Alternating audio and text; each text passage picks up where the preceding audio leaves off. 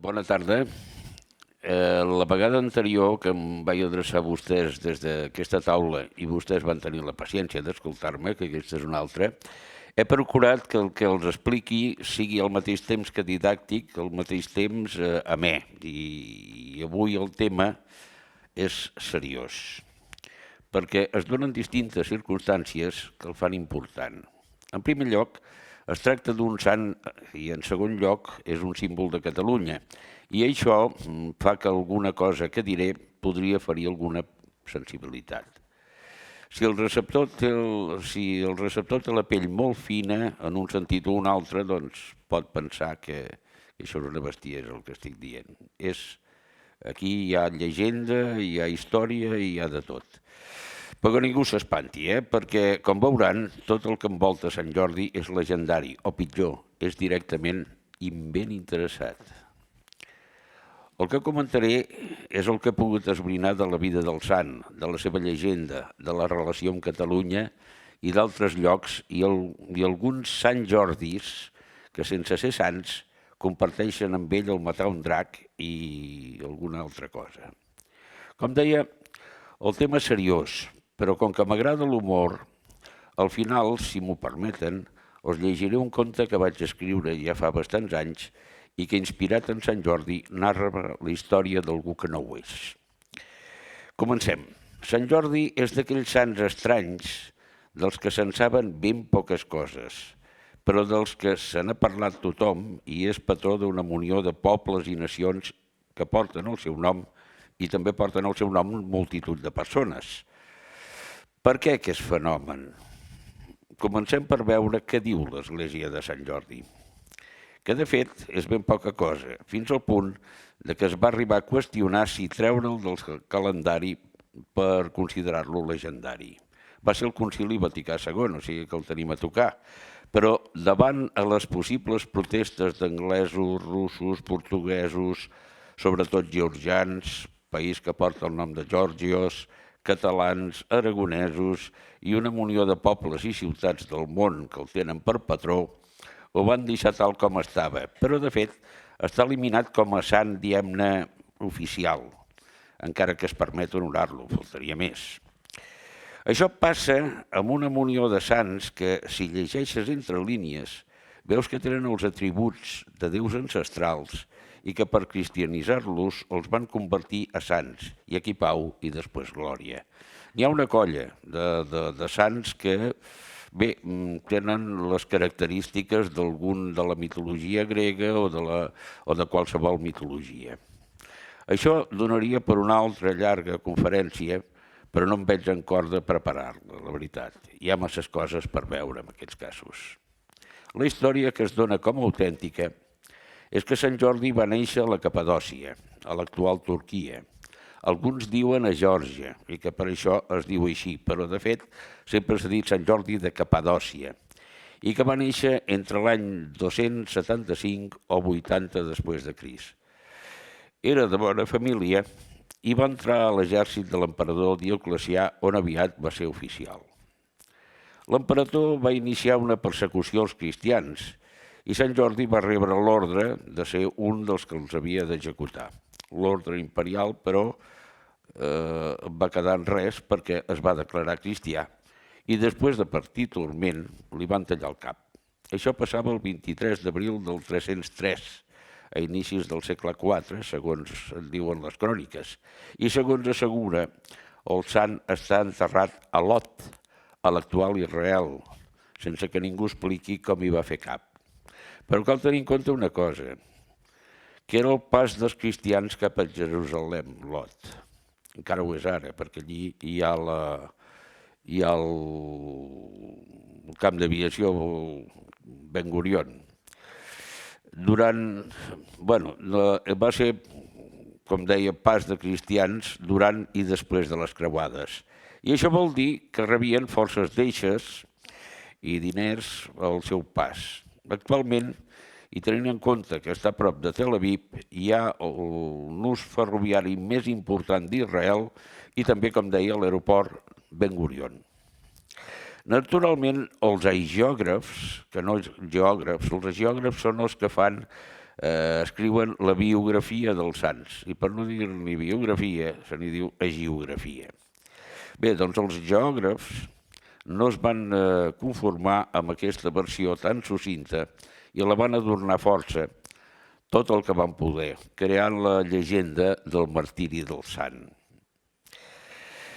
Sant Jordi, quan es declara cristià, és detingut i portat davant l'emperador, que no se'n sap avenir de que sigui cristià, però ordena que el torturin amb una espècie de roda en ganivets. Aquí ja comencen a explicar totes les tortures que se li va fer, que van ser moltíssimes, i la més important, aquesta espècie de roda en ganivets, que veu que l'anaven arrencant la carn, però quan van parar van veure que les ferides s'havien tancat i no quedaven rastre. Dioclecià va voler canviar aleshores la tàctica i el va portar al panteó dels déus romans i el va comminar a que jurés de la seva fe i adorés els déus Júpiter i companyia. Però Sant Jordi es va adreçar a les estàtues que allí hi havia i els va preguntar si realment eren déus. Immediatament van caure a terra fets trossos. Apipat l'emperador, no sé si perquè Sant Jordi seguia tossut amb la seva fe o per la destrossa que havia fet, li va fer tallar el cap. Tot i això, se'l va veure en batalles contra moros baixant del cel per ajudar les hostes cristianes. Sobretot està documentat una batalla entre creuats i turcs on va baixar Sant Jordi a ajudar a matar moros, i no va ser l'única vegada, com veurem després. I aquí podríem acabar la conferència, perquè ni l'Església ni els que l'expliquen, afegint el que convingui, la vida del sant, diuen res més. O sigui que aquí, si volen, acabem i pleguem. Però vostès es preguntaran, i la princesa, i el drac, i totes aquestes coses tan boniques que ens explicaven de petits i que s'assemblaven als contes on també sortien reis de països llunyans i princeses i fins i tot algun drac. Doncs, estimats amics, res de res. Hem de passar, doncs, a la llegenda de Sant Jordi, que tots més o menys coneixem. La llegenda comença amb un poble molt llunyà, amb un regne molt llunyà, on el rei estava desesperat perquè hi havia un drac que exigia, no sé com exigia, no sé com ho va demanar, però exigia un corder cada dia, una vaca cada setmana i una donzella cada mes. Mentre la cosa va anar, que li va tocar amb una o li va tocar l'altra, el rei estava molt preocupat, plorava molt, però quan li va tocar la filla, llavors ja la cosa ja va canviar. Llavors ja va dir a veure com podia acabar amb el drac. Bé, es van presentar una sèrie de cavallers que bé sortien cames ajudeu-me perquè el drac podia amb ells, el drac treia foc per la boca, després s'anava cap a les muralles, això pot adornar tant com se vulgui, s'anava a les muralles i les tirava i tal. Bé, aleshores el pare segueix oferint una bona dot pel que matés el drac. Al final es presenta Sant Jordi. Presenta Sant Jordi, mata el drac i el drac, de la sang del drac surt un roser amb flors vermelles i li dona una rosa i no se sap res més. Perquè tot el de darrere són afegitors. Clar, casar-s'hi no s'hi podia casar perquè era un sant, baixava del cel i això malament. I també deixar-la allí de qualsevol manera tampoc era plan. Total, que la llegenda és així. Hi ha un afegitó final que diu que el pare, o sigui el rei, l'insta de dir que si ha de cobrar o el que li havia promès o tal, i ell diu no, miri, deixem-ho córrer. Mai cobri més impostos ni gravàmens al poble. I jo me'n vaig. Això està afegit.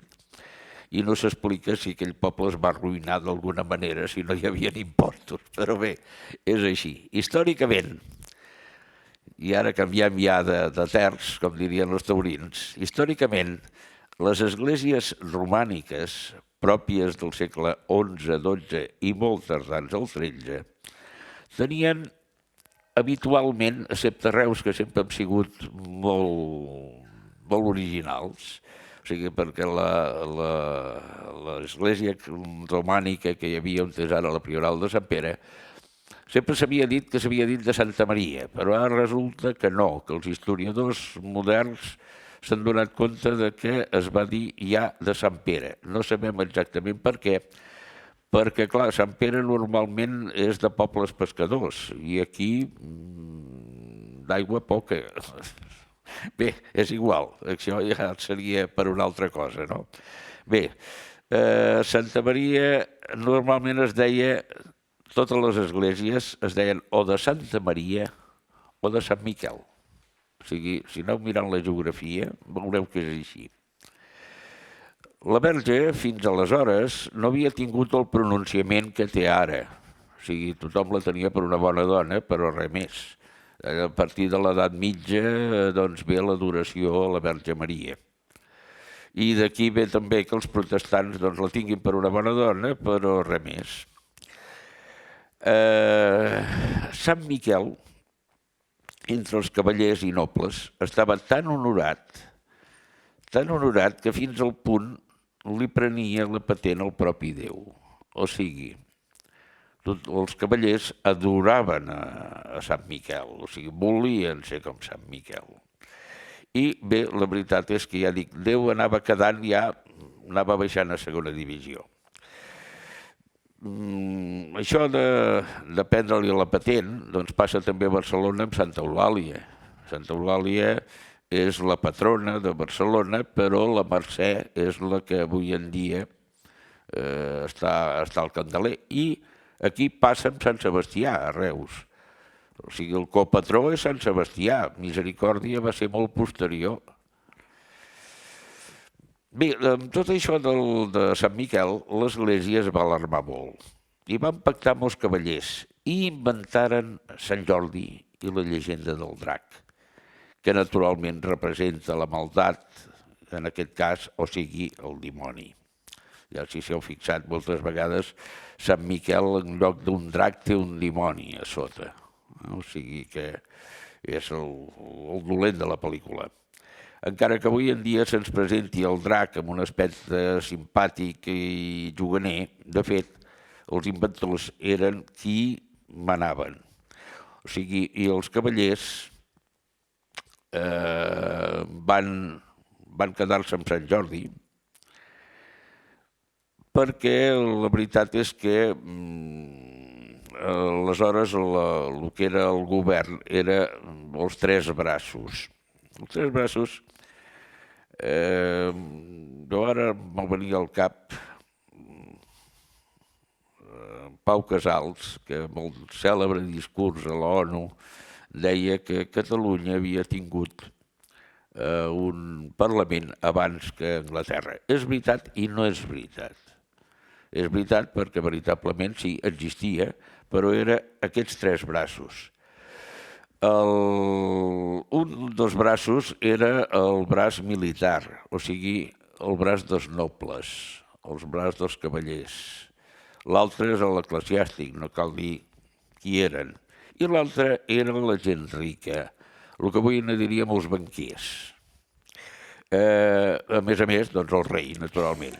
Entre tots, quan fan la llegenda, traslladen a Sant Jordi del segle III i IV al segle XI i XII, cosa que passa també amb l'art i amb altres coses, que moltes vegades veiem una crucifixió amb unes robes que són del segle XVI. Per exemple, amb el famós rei Artur, que s'hi va viure, també va ser al segle V, i en canvi la llegenda del Grial, que aquesta és una altra, el traslada al XII o al XIII. La llegenda de Sant Jordi sembla un conte infantil, i d'alguna manera ho és. I és típic de l'època on precisament, si en alguna ocasió havien existit, no hi havia dracs. No n'hi ha hagut mai de dracs. ni tan sols a la prehistòria. Però els llibres de cavalleria, les creuades, etc., tots amb grans aventures impossibles i enamoradíssims de la seva dama, era una moda que va durar segles. Amadís de Gaula i Oriana, o el cèlebre Tirant-lo Blanc i Carmesina, i a la fi el Quixot i Dulcinea, que acaba amb tots els llibres de cavalleria amb aquesta burla que fa Cervantes de totes aquestes coses. I la llegenda de Sant Jordi arriba a créixer tant que té la seva vessant sincrètica amb religió afroamericana i musulmana, sobretot a Palestina, on se'l coneix com Marginès, en àrab cristià, o Al-Qadr, cristià tant cristià com musulman. Abans hem parlat del rei Artur. Valdria la pena també donar-li una repassada perquè el rei Artur i els seus nobles cavallers també van influir moltíssim en aquella època amb tot el que es cuia allí. Perquè, com dèiem, manaven ells, però el poble era una miqueta més, un grau més que els esclaus. O sigui, en aquell temps hi havia esclavatge. Això no ho veiem ni a les pel·lícules ni a les novel·les, però hi havia esclavatge que va durar fins al segle XIX. Vull dir que, bé, de fet encara dura, però o sigui, oficialment fins al segle XIX. Aleshores, aquella gent, el poble, no podia... Hi havia el dret de pernada, que es va emplear més poc del que es va dir, del que es diu, vaja. Hi havia una sèrie de coses que, per exemple, els impostos o el que s'havien de donar el delme de tot plegat. I, a més, una cosa que és molt curiosa i que veritablement és molt dura. Si un intentava marxar a buscar feina en algun altre poble i tal, si l'amo o si el senyor del poble deia que no podia marxar. I fins al punt de que si marxava, igual si el trobaven el penjaven, vull dir que la cosa anava per aquest camí. Bé, parlàvem del rei Artur, que passa amb aquest, i de Jaume I. Jaume I, que també era d'aquesta època, el van concebre igual que el rei Artur. Però si un és una llegenda fantàstica, l'altre és una veritat gairebé inqüestionable. El rei Artur era fill d'Uther Pendragó. Uther Pendragó estava lluitant contra un altre senyor d'Anglaterra, o de l'Anglaterra de l'època, i la seva dona estava tancada dins del castell. I mentre mataven amb aquest enemic que havia sortit a buscar les hostes del rei Artur per lluitar-hi, el mag Merlí, famós, convertia el rei Artur, li canviava l'aspecte i el feia com si fos el marit que acabava de morir de la dama. Ell va entrar, hi va passar la nit i va tenir el rei Artur. O sigui que és fruit d'un adulteri, no? I en quant a Jaume I, passa el mateix, però en aquest cas no es converteix en res, o sigui, no hi ha ningú que el canviï, sinó que son pare, que es veu que era bastant bandarra, Pere II d'Aragó, que li deien el catòlic, no se sap ben bé per què, doncs aquest es pensava que li havien entrat una mandanguela a l'habitació i va passar la nit amb ella i resulta que li havien entrat a la dona, a la pròpia, perquè la tenia fora de combat. Aleshores, bueno, hi va passar la nit, doncs van entrar tots allí amb antorxes i amb ciros d'això, I de moment no es va empipar i ho va acceptar. En aquella nit doncs, va quedar embarassada la dona i després per això els va rebutjar tots dos, vull dir, perquè volia casar-se amb un altre que tenia el regne de Palestina, de Palestina, de Jerusalem. I bé, el papa no ho va acceptar i va haver d'aguantar-se, no? Vull dir que tot d'això. Però és curiós aquest paral·lelisme entre el rei Artur i Jaume I. Del rei Artur tampoc no crec que us hagi de dir gaires coses, perquè, en fi, ja ho sabeu, el de l'Excalibur, l'espasa que estava dintre la roca, que el que les tirés seria el rei d'Anglaterra, i així va ser. Bueno, els nobles de la taula rodona, com dien sec, perquè, sense saber exactament per què, se'n van a buscar el grial. Què és el grial? Ningú sap. Però, de totes maneres, el que ha quedat més de repertori és que és la copa on va veure Jesús el Sant Sopar. Que Josep d'Arimatea la va agafar i tot això són llegendes que s'han d'explicar en una altra ocasió. Bé, doncs surten a buscar el grial i només n'hi ha un que el troba, que és Percival, que és el Parsifal famós de l'òpera de Wagner. Tot això s'acaba, com he dit abans, amb Don Quijote, la fi del llibre de cavalleries, amb la burla que en fa Cervantes i la crítica amagada sota l'humor que sempre fa més mal. El problema del Quixot, que tothom diu que sap què és, però pocs l'han llegit, és que és per gent intel·ligent. Jo la veritat és que no vaig entendre gaire cosa. Bé, no, sense bromes. Per què un drac?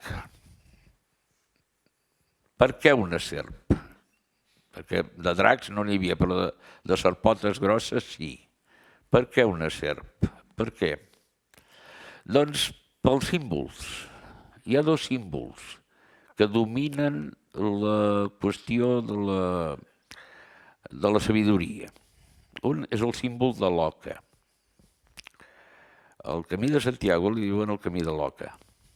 I li diuen el camí de l'oca i trobem una sèrie de punts on es parla d'oques. El riu Oja, el riu Oca, els montes de Oca, un poble que es diu el Ganso.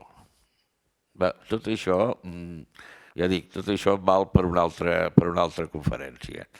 I és un símbol, el de l'oca, que a més Santa Eulàlia també deien que cuidava oques, i a la catedral de Barcelona hi ha 13 oques permanentment, en honor de Santa Eulàlia, doncs és la sabidoria que s'explica. La sabidoria que s'explica, o sigui, que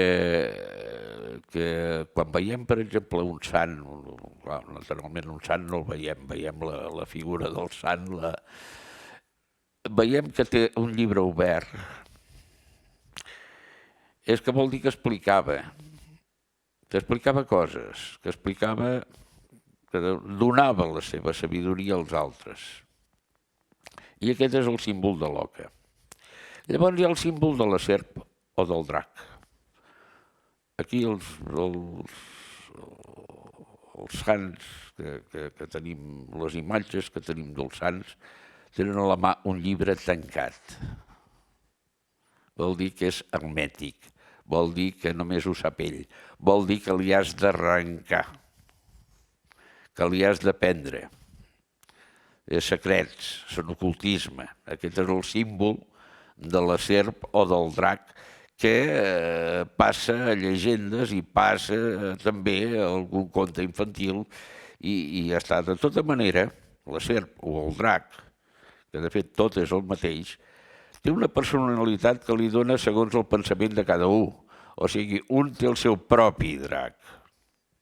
Això ja és més difícil d'explicar, però bé. Tot i que, com hem vist, és assolir la sabidoria i un estat superior. sempre se'l considera, des del Gènesis de la Bíblia, com un ser negatiu. Però, de fet, quan la serp, o sigui el dimoni disfressat de serp, o la serp disfressada de dimoni, és igual, se'n va a Adán i Eva i els hi diu que mengin el que els hi han negat. De fet, diu, és que els va enganyar. De fet, no els enganya. El que els hi diu és, sereu com a déus, podeu crear. I, efectivament, podem crear. Podem crear vida, podem crear una sèrie de coses. O sigui que, de fet, tot i enganyar-los, o tot i embolicar-los, no els enganya. O sigui que, ja dic, és el símbol negatiu de les coses. Per tant, a Ucrània, per exemple, avui en dia, el drac de Sant Jordi són els russos, o sigui, el dolent de la pel·lícula. I a cada país on se'l venera passa el mateix. Naturalment, per un independentista d'aquí, el drac és l'estat espanyol. Com diuen precisament en castellà, cada loco con su tema. I aquí cada un ha d'agafar una miqueta ell mateix o intentar buscar alguna relació que li vagi bé. Dèiem abans de Parsifal, o de Percival, que és el que troba el Grial. Tots els cavallers l'havien sortit a buscar i ell el troba. Parsifal té un fill, que és Lohengrin, que és una altra òpera de Wagner, molt bona. És el cavaller del cigne. Ja tornem a tenir l'oca o la palmípeda, ja la tornem a tenir aquí. És el cavaller del cigne. L'òpera, que explica tota la història, és molt simbòlica i està molt bé. O sigui, hi ha un judici de Déu contra una dona acusada d'una sèrie de pecats de l'època, no? Bueno, doncs la tenen allí, que l'estan jutjant amb el rei, etc., al costat del Rin. I en sec veuen venir un cigne que arrossega una barqueta amb Lohengrin a dalt de la barca, no? Baixa Lohengrin, diu que defensarà a la dona, efectivament, doncs hi ha el judici, ell se'n surt, lluita contra un dels acusats, el mata, i total, doncs que arriba el moment en què amb ella la lliuren, la consideren innocent, i ell s'hi casa.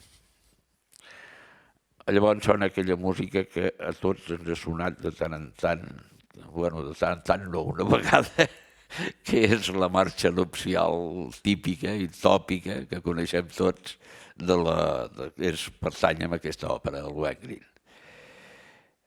Ell, bé, només li posa dues condicions. Una, que no li preguntarà qui és, i l'altra, que no li dirà, o sigui, no li preguntarà d'on ve. Naturalment, és una dona, a la nit mateixa ja de bodes ja li pregunta.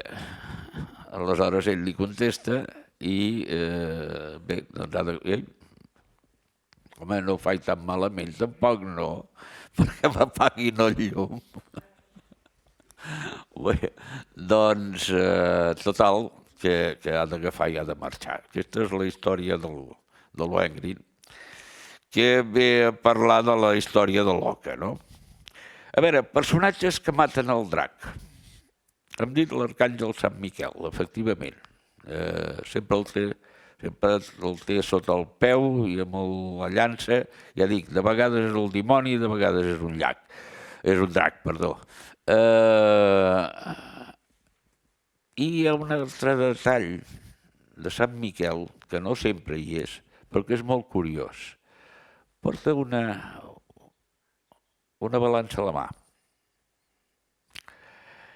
I diu que és perquè pesa les ànimes. Això ho fa Anubis, el déu egipci, ja ho feia abans, això. Anubis pesava les ànimes i si pesaves massa te n'anaves a terra i hi havia com una espècie de gos que et menjava el cor. Doncs en aquest cas, moltes vegades, fixeu-s'hi, perquè la iconografia, avui en dia potser no, però la iconografia antiga presenta detalls molt significatius i són dignes d'estudi, no? Ja dic, i aquest de la balança sempre m'ha fet molta gràcia. Bé, un altre que mata el drac és Jasó, o sigui, Jason, el grec, el que va amb els argonautes i, segons expliquen a Liuana, Eslovènia, la capital d'Eslovènia, va ser allí on va matar el drac, ajudat per Medea, que això és una òpera, una òpera no, en aquest cas no, en aquest cas és una tragèdia grega d'Eurípides. I quan ara pensava en Eurípides he pensat en una cosa que no sé si el Joan se'n recordarà de quan estudiàvem. Ell va estudiar una miqueta més que jo, però quan estudiàvem que per recordar els tres grans de la tragèdia grega teníem un truc. Era dir, Eurípides no té Sofocles, que té Esquilo. Te'n recordes d'això? Bé, mira, això és de més a més. Bé, aquí a Liuana tenen un pont en què hi ha 4 dracs metàl·lics, no? Que, bueno, és el símbol del país. Hi ha molts països que tenen el drac, per exemple, Gal·les té també un drac. Doncs diu la llegenda, expliquen una llegenda allí, que diu que quan passa una verge, una dona verge, els dracs remenen la cua. Ningú ha vist mai que la remenin. Cada un que tregui les conseqüències que vulgui. Bé, un altre que mata, en aquest cas no és un drac, sinó una serp, és Apol·lo. Apol·lo, a Delfos hi ha una roca que diu que des d'allí dalt va matar a la serp Pitó. Bel·lerofonte, també grec, va matar la quimera. La quimera no era exactament un drac, perquè tenia cap de lleó, tenia cos de cabra i cua de serp. Però treia foc per la boca. Aleshores, ell el que fa és fer-se amb el cavall Pegaso, que tenia ales, i així volava més alt i no li podia arribar al foc, que d'això li anava tirant dardos a la quimera. Fins que li tira una bola metàl·lica, i li tira a la boca. Clar, com que hi ha foc, fon el metall i clar, el mata. Això s'ha fet, de bo, s'ha fet amb gent. Això, per exemple, el cèlebre Crasso del triumvirat romà de Cèsar, Pompeio i Crasso, aquest per l'Orient, en una batalla, la va perdre, d'aquí ve la paraula crasso, error, que de tant en tant surt. Doncs allí el van agafar, el van lligar amb un arbre, van fondre hort i li van fer beure. Aquesta va ser la seva mort. I diuen que per al ceremoniós ho va fer amb els valencians. També en algun llibre d'història ho diu. En fi. Ens queda, per exemple, Siegfried. Siegfried mata a Fafner. També és una òpera de Wagner, això. O sigui, avui estem wagnerians. Mata a Fafner, que és el drac, i immediatament, és un detall això, immediatament entén el que diuen els ocells. O sigui, d'aquí ja no són oques, però de totes maneres vull dir que són aus. Vull dir que ell ja entén, vol dir que ha passat amb un espai superior i es banya amb la sang i és immortal. Però, clar, els déus no volen mai que un sigui immortal i una fulleta li cau a l'esquena i allí no toca la sang. Aquell és el seu punt feble i per allí el maten, naturalment, amb el temps. Però és curiós això dels ocells i és curiós també que es banyi amb la sang i que ja sigui immortal, no?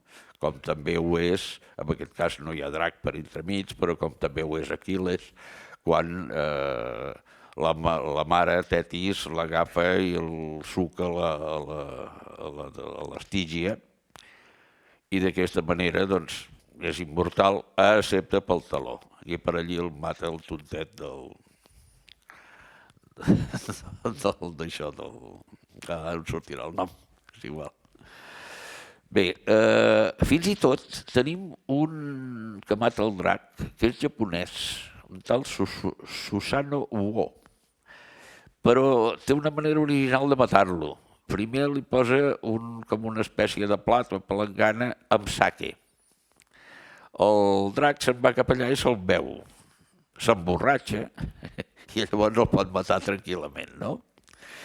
Fins i tot la Verge Maria moltes vegades ens la presenten trepitjant una serp, o sigui que també va per aquest camí la cosa.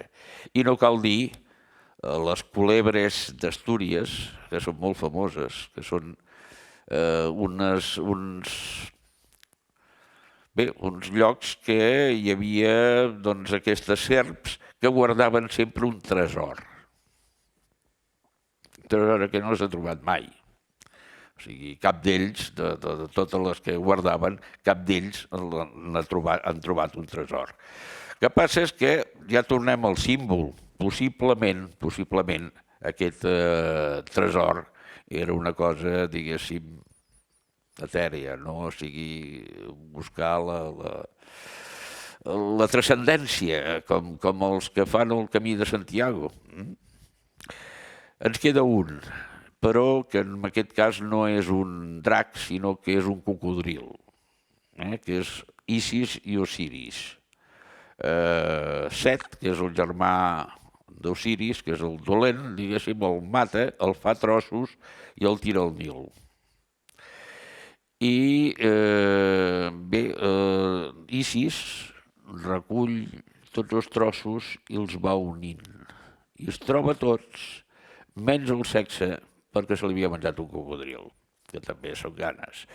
Però aleshores Isis té un fill sense que tenir relació amb Osiris, que no pot naturalment, ni amb ningú.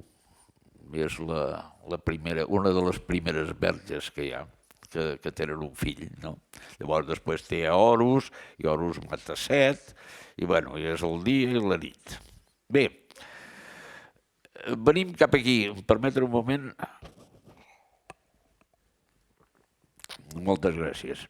Catalunya i Aragó, que sempre han tingut a bé discutir qui va ser abans, si l'ou o la gallina, també estan enfrontades per Sant Jordi. Els catalans assegurem que el tenim com a patró des de 1094, en temps de Ramon Berenguer III. No es queden enrere els aragonesos, que diuen que va ser Pere I d'Aragó, encara no hi havia hagut la pseudo-unitat que hi va haver després en temps de Ramon Berenguer IV, qui després de la batalla d'Alcoraz, que es va produir 2 anys després i va servir per prendre Osca, que el tenen per patró, perquè Sant Jordi es va presentar a la batalla i no va ser l'única vegada tal com hem vist abans, perquè també el vam veure a la conquesta de Mallorca i a la de València matant moros com acostumava a fer l'altre sant Santiago. El cronista ho explica, aquesta batalla d'Alcoraz, l'explica encara que afegeix una frase prou curiosa. Diu, se presentó a la batalla San Jorge, aunque yo no vi a tan alto señor, per si de cas. Com canvien els temps? Si avui dia baixés Sant Jordi, no sols no mataria moros, vull dir magrebins, sinó que els donarien a subvenció. Però tornant al patronatge, aquí va ser primer, de fet, sembla, per ser sincers, que en aquest cas els aragonesos estan més a prop de la veritat, encara que és ben igual, perquè de fet el que val és que el patronatge és pels dos, o per ser més exactes, per una munió de països, Anglaterra, Rússia, Portugal, Etiòpia, Geòrgia, Turquia i un llarg etcètera. Per exemple, hi ha un cas curiós per això, que és amb la bandera. Gènova té com a bandera la bandera de Sant Jordi, o sigui, la creu vermella damunt de blanc o de plata, que es diu. Bé, no sé per quins sous, Anglaterra no podia fer-la servir. Aleshores pagava un tant a Gènova perquè li deixés portar, o sigui, perquè l'autoritzés a portar la creu de Sant Jordi. Van pagar, molt anglès un dia en sec van deixar de pagar, i bé, va protestar Gènova, els hi van dir que se n'alegraven molt, i total, que la cosa va quedar amb res. I ells van seguir portant la creu de Sant Jordi i Gènova també, perquè no té altre escut. Cal dir que oficialment no és fins al segle XIV que és proclamat patró del Regne d'Aragó, Catalunya inclosa, i tots estan contents. El que ens interessa més, naturalment, és Catalunya, on va arrelar amb força fins a l'actualitat, encara que al sant li va costar introduir-se al poble. Perquè, de fet, van ser els cavallers, pel que dèiem abans, pel que hem explicat abans, els qui van celebrar i li van crear la llegenda, que va venir a substituir a Sant Miquel i a Sant Martí, a Sant Martí de Tours, que havien estat els predilectes dels cavallers de l'època del Regne d'Aragó i el comtat de Barcelona, també. Només va faltar Joan Amades assegurant que la història, contra tot el que s'havia dit per Europa, havia passat a Montblanc. A mi em sembla que com que Amades comprava les rondalles i llegendes, els espavilats de torn li venien el que els semblava i ell anava escrivint. Per exemple, tenim aquí que, segons el costumari català d'Amades, diu que a Reus, al segle XIX, es feia Don Juan Tenorio pel carrer, que és una bona idea, tot sigui dit de pas, però que es feia. He buscat per l'arxiu, he buscat per diaris, he buscat per tot arreu i no he trobat ni el més mínim detall de que Don Juan Tenorio es fes a Reus. Bueno, a Reus, al carrer. Ja dic, i no és mala idea, no? El cert és que Montblanc ha esdevingut el centre de la llegenda i la vila ducal ho ha sabut aprofitar molt bé. Però no han estat prou agraïts amb qui els va posar en òrbita, perquè Joan Amades no té un carrer dedicat a Montblanc, que és el mínim que es mereix. Sant Jordi també és el dia dels enamorats. Al fer la competència amb Sant Valentí, o millor dit, Sant Valentí li va fer la competència el 14 de febrer, que ens han imposat als Estats Units com tantes i tantes coses i el que els hi queda per imposar-nos, i ja se sap que la invasió de tradicions foranes sempre han tingut bon pronunciament aquí. Halloween, Santa Claus, Dia de la Mare, això ho van inventar els nazis, el Dia de la Mare, el Dia del Pare, i no se'ls hi ha acudit encara als comerciants el de l'Esperit Sant, però aviat arribarà. I de fet, no se sap per què l'un i l'altre són patrons dels enamorats. Sant Jordi només ho és a Catalunya. I potser alguna llegenda que diu que es va casar amb la princesa podria donar peu a que se li adjudiqués el patronatge amorós. Però sent sant no és tampoc massa dient que sigui així. Però la veritat és que desconec si existeix algun text o conte que digui que es van casar. No he trobat cap. Sant Valentí, que va guanyant adeptes, va ser un màrtir. L'únic que va fer va ser casar parelles cristianes en un temps en què la moda era una altra. Clar, llavors estava prohibit això de casar cristians. Llavors t'havies de casar doncs, amb Júpiter, etc. No? Doncs, bueno, la moda era una altra, com ara, que tot és cíclic. Però, de fet, va ser un monjo que poc va tenir a veure amb l'amor. Però ja passa. Per exemple, Sant Pere Regalat és el patró dels toreros. Ja em diran vostès per què.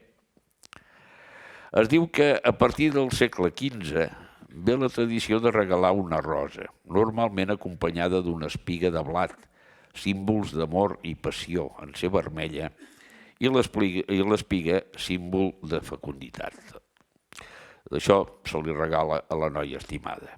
De fet, a Sant Jordi, també, princeses i dracs al marge, ens el presenten com a sant agrícola.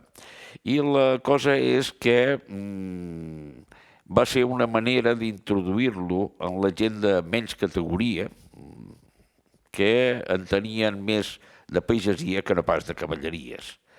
Però mai li va fer la competència ni a Sant Abdon ni Serén, ni a Sant Galderic, ni tan sols a Sant Isidre. Per tant, bé, podem trobar algun article o alguna cosa que ens digui que Sant Jordi és un sant agrícola, però, vaja, poca cosa és. La veritat és que va ser una manera d'introduir-lo en la gent que no hi entrava perquè doncs, no era un sant que els hi servís per res. La veritat és que el costum de la rosa i l'espiga es devia perdre per algun moment de la història, si és que va ser el segle XV que va començar.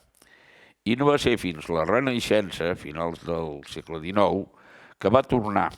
I el que és veritat també és que va arrelar força. I avui dia estrany és qui no regala una rosa a la dona o a la nòvia o a alguna noia que els agrada. I, naturalment, els floristes i els nanos que han d'anar de viatge de final de curs fan la primera pela. De vegades, però, amb tanta producció de roses fan la primera i l'última.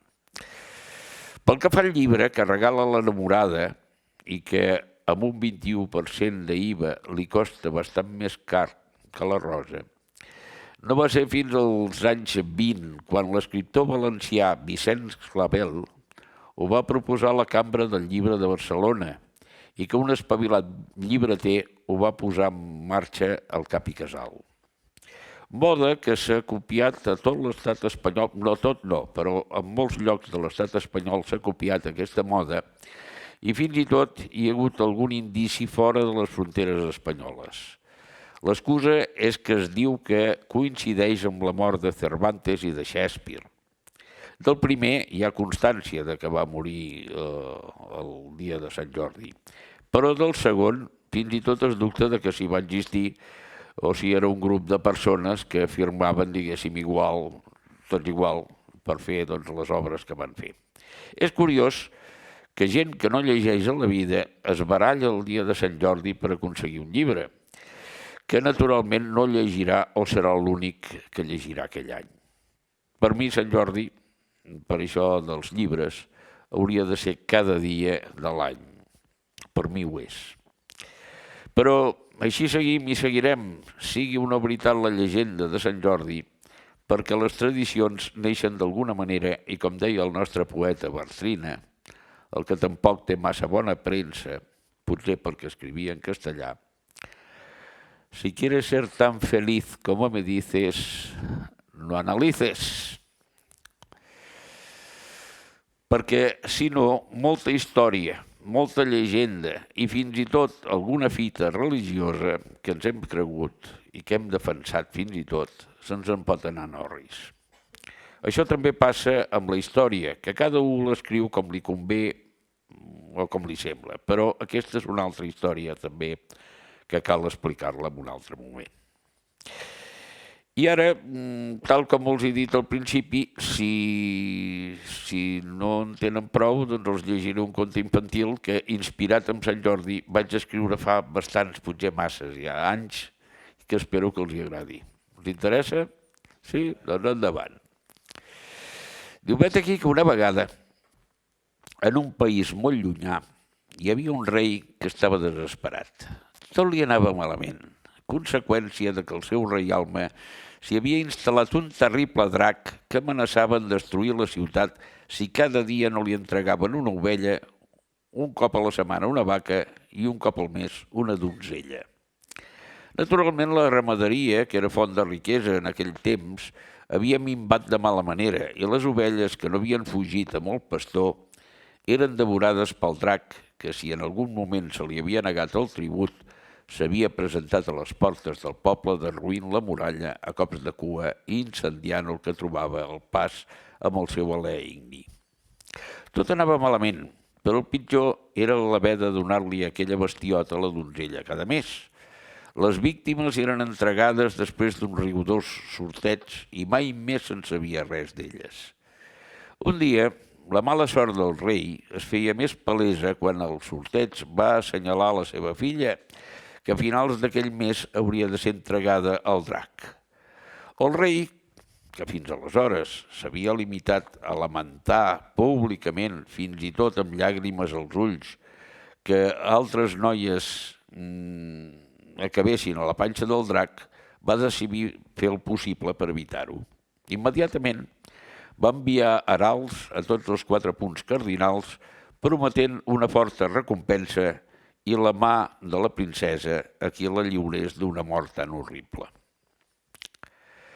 Poc després, la flor innata de la cavalleria arribava al castell i començaven els intents d'acabar amb el monstre, que semblava que no en tenia ni per on veure amb tot el més granat dels cavallers que o perdien la vida o sortien per cames davant d'aquell engendre, deixant armes i cavalls que servien d'aperitiu al drac. Quan ja el rei desesperava i la princesa estava feta un mar de llàgrimes, es presentà un cavaller. Muntava un corser blanc immaculat, portava una armadura que brillava al sol i una sobrevesta també blanca amb una creu vermella al pit. En aixecar la visera de l'elm, va descobrir un rostre amable, uns ulls blaus, un rínxol ros que s'havia escapat i un somriure més blanc que el cavall. Poc després el rebia el rei. I com que només quedava un dia per complir-se el terrible termini, el monarca l'apressà perquè s'adrecés a la cova del drac per intentar matar-lo. Calma, va recomanar el cavaller. Primer he de parlar amb la vostra filla. El rei li va dir que la faria cridar, però el cavaller va insistir en anar ell mateix a buscar-la. Així doncs, tots dos s'adreçaren a la cambra, però en arribar a la porta, el cavaller li va negar l'entrada al rei. Aquest va insistir en que no podia deixar sola la seva filla amb un estrany. Doncs vos sabreu el que feu. És imprescindible que per lliurar-la a la vostra filla del monstre primer tingui una xerrada a soles amb ella, va dir molt convençut. El rei va accedir i el cavaller, després de tancar la porta per dintre, sense dir ni paraula, es va llançar sobre la princesa i la va violar tranquil·lament. Als xiscles i crits de la princesa, el rei va ordenar a la guàrdia que tiressin la porta a terra i li fessin pagar aquell brètol la seva gosadia. Però quan ja l'havien subjectat i tenia una espasa al coll, va protestar: «Senyor, jo us he dit que lliuraria la princesa del ser penyora del drac. Ara ja no és donzella i, per tant, ja està lliure de la maledicció perquè el drac en això és molt primmirat. No digueu que no he complert amb la meva paraula. Compliu-vos amb la vostra i doneu-me la recompensa». El rei, encara prou empipat, va haver de confessar que el cavaller o el que fos mai havia dit que mataria el drac, sinó que lliuraria la princesa i el va haver de deixar anar donant-li l'or promès. «Però ara es casareu amb ella?», preguntà el rei. Diu: «Ni parlar-ne, jo no he nascut per casat», va ser la resposta, mentre picava esperons i el cavall sortia embalat. El rei i la princesa es van quedar amb una seguretat. Aquell cavaller, o vés a saber què, no era Sant Jordi. El cert, estimats nens, és que fixeu-vos que no es van casar i per tant van ser feliços per sempre. Moralina, la virginitat mata més que el tabac.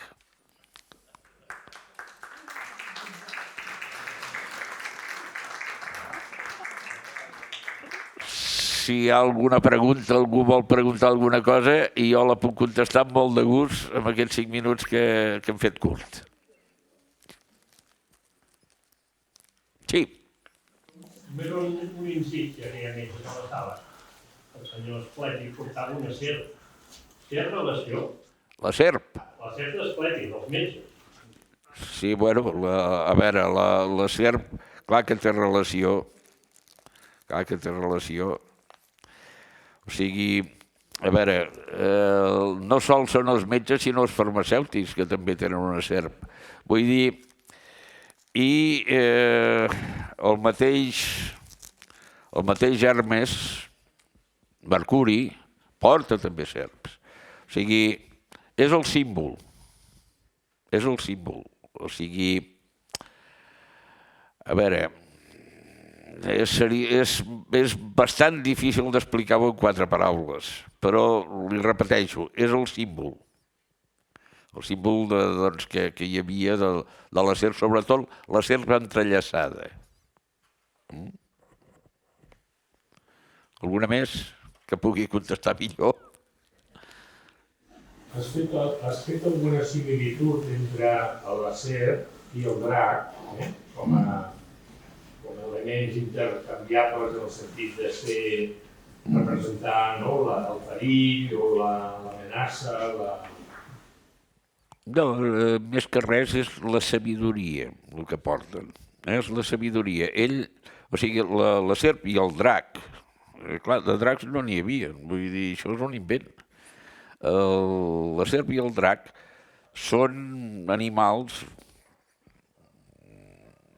que, o sigui, ja dic, a la serp se li ha de treure la sabidoria, se li ha d'arrencar. Com ho fas matant-la? I llavors és quan tu arribes a un espai superior. A veure, el camí de Santiago se li diu el camí de l'Oca. Per què? Perquè doncs allí aprens una sèrie de coses, ho hauries d'aprendre, perquè clar, això, a més, el camí de l'Oca va junt, o sigui, o té relació directa, directíssima amb el joc de l'Oca, encara que no ho sembli.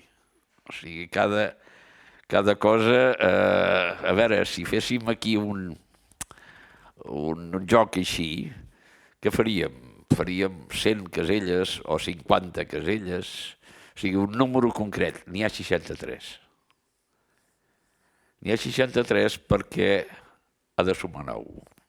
El 9 és la búsqueda, se'n diu. O sigui, amb el tarot, amb la numerologia, el 9 és la búsqueda.